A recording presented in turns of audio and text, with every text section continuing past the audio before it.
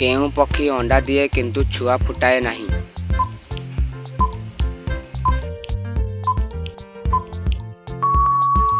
ଉତ୍ତର କୋଇଲି।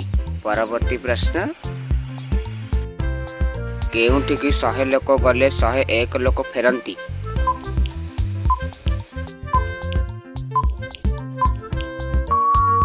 ଉତ୍ତର ବାହାଘର। ପରବର୍ତ୍ତୀ ପ୍ରଶ୍ନ, କେଉଁ ଜୀବର 4ଟି ପାକସ୍ଥଳୀ ଥାଏ?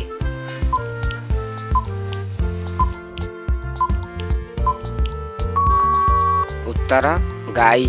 ପରବର୍ତ୍ତୀ ପ୍ରଶ୍ନ, କାହା ପାଖରେ ରିଙ୍ଗ ଅଛି ହେଲେ ପିନ୍ଧିବା ପାଇଁ ଆଙ୍ଗୁଠି ନାହିଁ?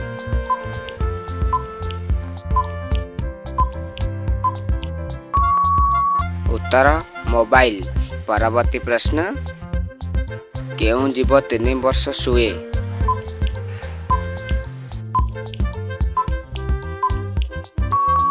ଉତ୍ତର ଗେଣ୍ଡା। ପରବର୍ତ୍ତୀ ପ୍ରଶ୍ନ, ସେଇଟା କେଉଁ ଜିନିଷ ଯାହା ତୁମର କିନ୍ତୁ ବ୍ୟବହାର କରନ୍ତି ଅନ୍ୟମାନେ?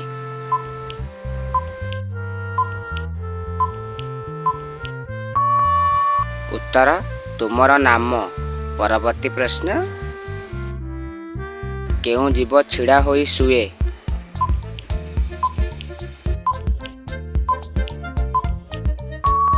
ଉତ୍ତର ଘୋଡ଼ା। ପରବର୍ତ୍ତୀ ପ୍ରଶ୍ନ, କେଉଁ ଜୀବ ଶୁଏ ନାହିଁ?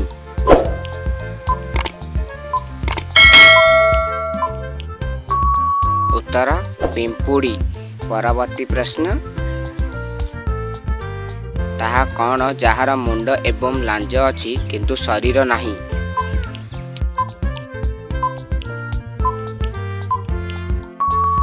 ଉତ୍ତର ମୁଦ୍ରା। ପରବର୍ତ୍ତୀ ପ୍ରଶ୍ନ, କେଉଁ ଜୀବ 100ଟି ଶବ୍ଦ କରେ?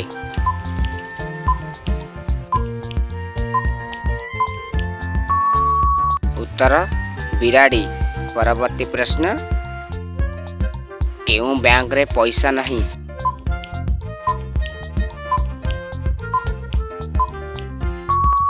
ଉତ୍ତର ରିଭର ବ୍ୟାଙ୍କ ବା ଓଡ଼ିଆରେ କୁହାଯାଏ ନଦୀ କୂଳ। ପରବର୍ତ୍ତୀ ପ୍ରଶ୍ନ, କେଉଁ ଜୀବ ପାଟିରେ ଚାଲେ?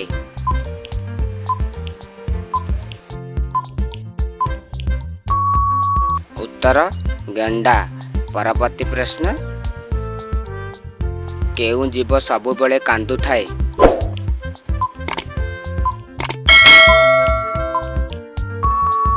ଉତ୍ତର କୁମ୍ଭୀର। ପରବର୍ତ୍ତୀ ପ୍ରଶ୍ନ, କେଉଁ ଜୀବର ରକ୍ତ ନୀଳ?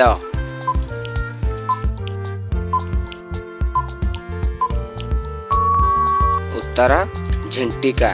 ପରବର୍ତ୍ତୀ ପ୍ରଶ୍ନ, ନିଜ ଇଚ୍ଛାରେ ଅଣ୍ଡା ଦିଏ ସେ କିଏ?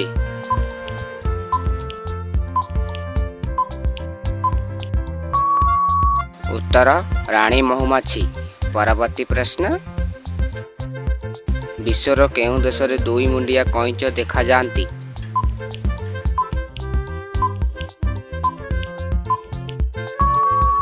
ଉତ୍ତର ଆମେରିକା। ପରବର୍ତ୍ତୀ ପ୍ରଶ୍ନ, ପାଣି ପିଉନଥିବା ଉଭୟଚର ପ୍ରାଣୀ କିଏ?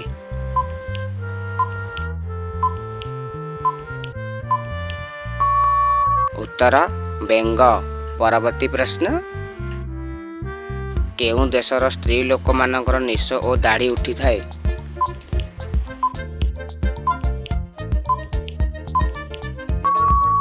ଉତ୍ତର ଇଥିଓପିଆ। ପରବର୍ତ୍ତୀ ପ୍ରଶ୍ନ, ତାହା କ'ଣ ଯାହାକୁ ଆମେ ଦେଖିପାରିବା କିନ୍ତୁ ଛୁଇଁ ପାରିବା ନାହିଁ?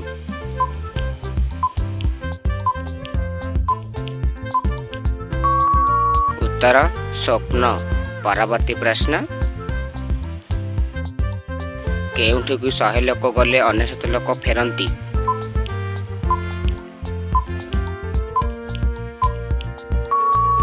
ଉତ୍ତର ମଶାଣି। ପରବର୍ତ୍ତୀ ପ୍ରଶ୍ନ, ହାତ ନାହିଁ ଗୋଡ଼ ନାହିଁ କିନ୍ତୁ ମୁଣ୍ଡରେ ସେ ବସେ ସେ କିଏ?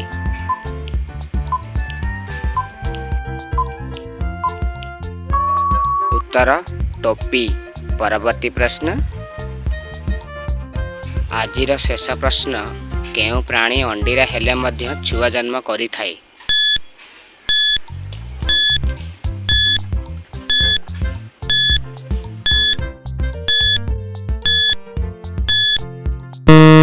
ଉତ୍ତର ସମୁଦ୍ରୀ ଘୋଡ଼ା।